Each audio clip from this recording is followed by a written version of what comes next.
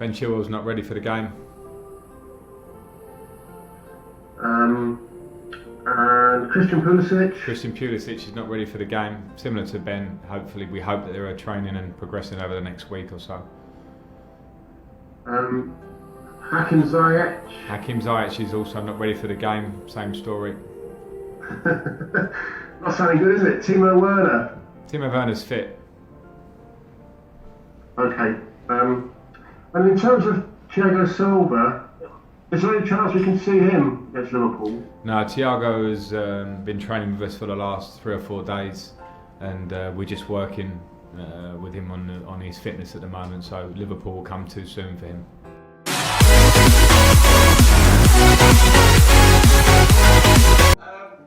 you put it, Jurgen said yesterday, I can only congratulate Liverpool as they've got a great player and especially a great person, referring of course to Thiago Alcantara. So what can you tell us now about the deal, where it's at and what difference it will make to your team? First and foremost, that Hansi Flick is not only a very successful manager, he's a very nice person as well. Huh? So apart from that, there's nothing really to say, because it's how I learned. It's not official until it's announced, and I'm not the announcer, and so I don't know, but really what I can say now, it looks quite promising. My hands are tied pretty much, so we are probably, it's for all Liverpool supporters, it's quite useful to have a look at a few LFC channels over the day. I would say that could help. And then we will see when whatever happens. But yeah, what was your question, by the way? Well, I'll go about it hypothetically speaking then as well. Then, what difference you can make to your squad now? I would prefer to speak about that actually after it's then finally official. But I think most of the things I will say, if it happens, are obvious. So it's nothing what somebody has to discover about this player, and that's how it is. As I said, it's tricky now for me. It's not announced. Nothing is announced. So that's all I can say. Sorry. If it does happen, it's easy for us to put 2 and 2 together and say it could impact on Gini Wijnaldum's future. So is that going to be the case, or can I can say he won't be with you? If it happens, it has no impact on anybody's future in a negative way, if you want that. So like somebody has to leave because somebody comes in or whatever. No, that I can say that if something happens, there is no impact in that. I will ask you about football now then as well. What are you expecting against Chelsea, from Chelsea, especially in comparison to what we saw in that 5-3 at Anfield when you lifted the Premier League trophy, of course?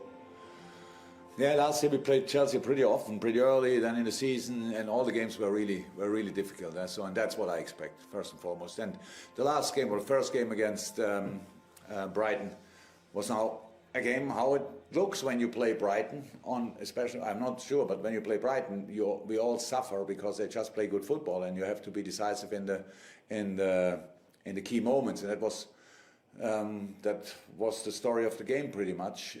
And so pretty early, all that stuff, it's clear. We have actually absolutely no idea who Frank will line up, so many different options. And so we have to, because we don't know a lot about Chelsea in the moment, during the season that will probably change, but we have just to focus on ourselves.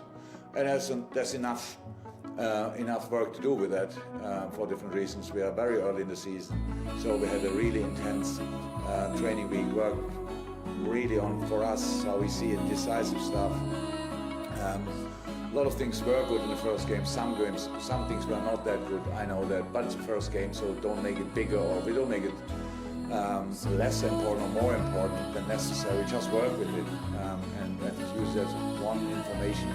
And all the rest the week was absolutely good so far. So now we have to make sure that we can transform that on the pitch, because we should better be at our best.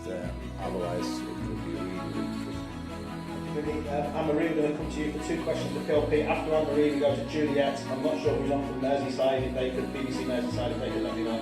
James from Talksport, Carl Markham, anyone else who wants to ask in the audience, please use the hands up mechanism or WhatsApp me. But Anne-Marie, it's on to you. Hello, Jürgen. You're, of course, and I say this with a bit of tongue-in-cheek, extremely familiar with the Bundesliga. We've now got several players here in the Premier League. We have your own Danny Case, of course, Roberto Firmino, Aubameyang at Liverpool, and Timo Werner at Chelsea. I wanted to ask you, why has the Bundesliga become such a talent hub for the Premier League? Change.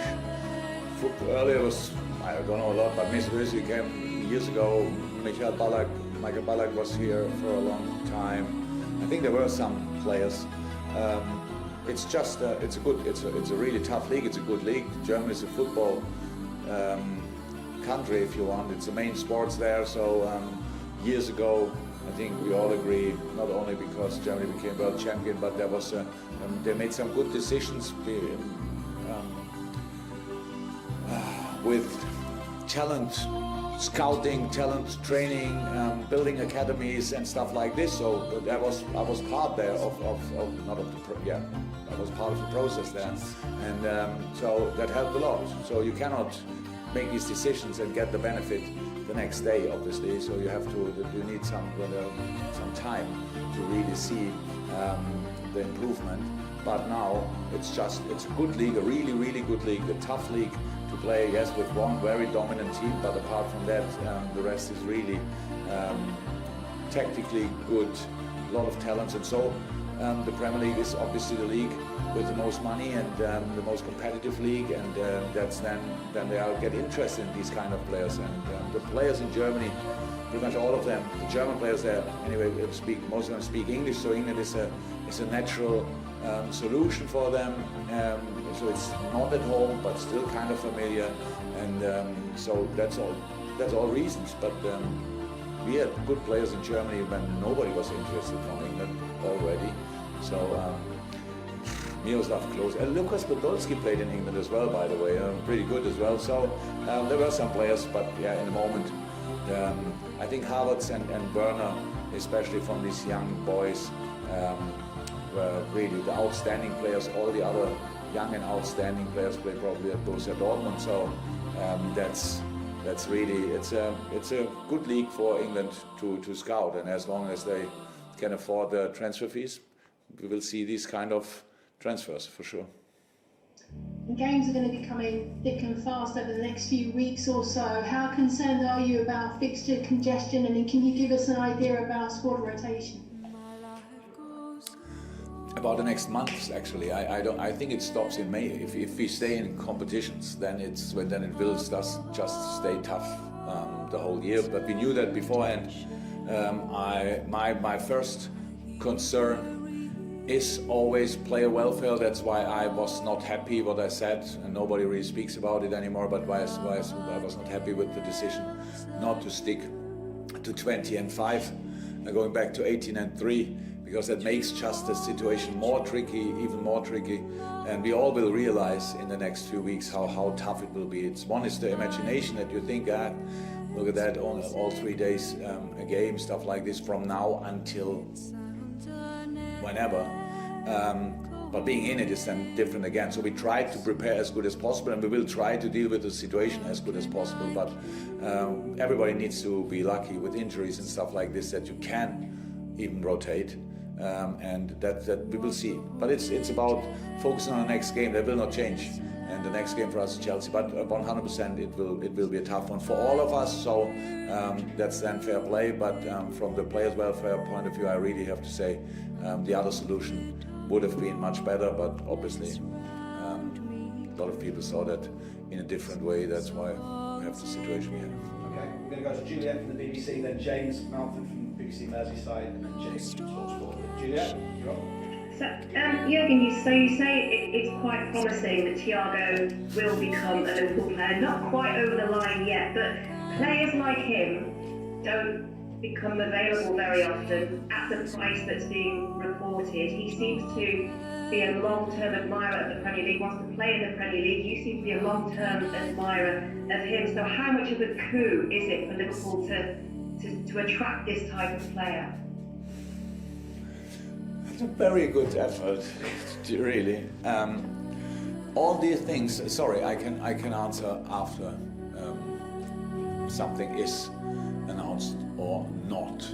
It's not, we cannot now talk about these kind of things in a hypothetical way and say just if he comes and stuff like this. It's just we have to wait a little bit. So you waited so long and often in your life, so we all are used to it.